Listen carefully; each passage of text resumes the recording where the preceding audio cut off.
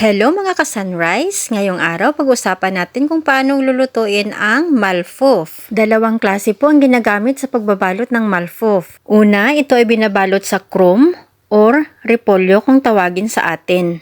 Ang isa naman ay binabalot sa dahon ng grapes or warag aneb kung tawagin sa Arabic. Ngayon, paano po ba ang proseso kung dahon ng repolyo ang ating gagamitin?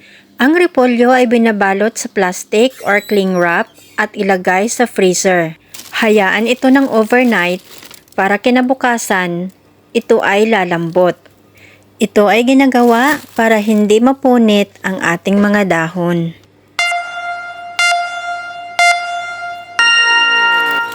At ito naman ang dahon ng repolyo na tapos na nating himay-himayin. Ito po ay naka-ready na para gawing pambalot.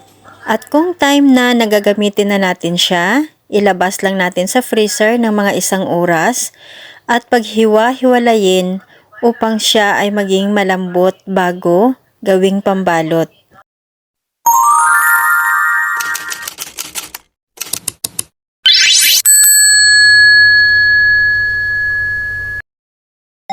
Alright, ito naman po ang warag aneb or dahon ng grapes. Ito po ay nabibili sa mga supermarkets. Pero kung mayroon kayong fresh, mas maigi ang fresh ang gagamitin nyo para walang added preservatives. Ilabas lamang po ang mga dahon na galing sa galapon at huhugasan ng tubig para hindi siya mahirap paghihiwalayin. At ito naman po ang mga pinaghalo-halong sangkap. Half cook lamang po ang pagluto ng bigas dahil mamaya lulutuin pa natin siya ulit pagkatapos balutin.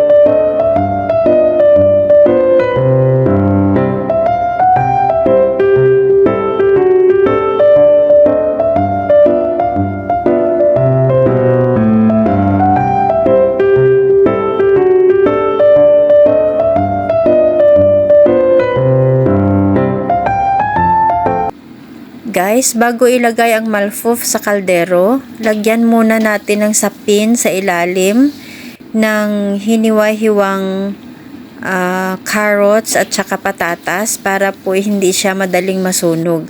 Kasi yung pinakailalim niya guys, prone talaga yon sa sunog kapag hindi nyo lalagyan ng sapin. At saka kapag luto na, pwede nyo nang gawing decoration ang sinapin na carrots at saka patatas.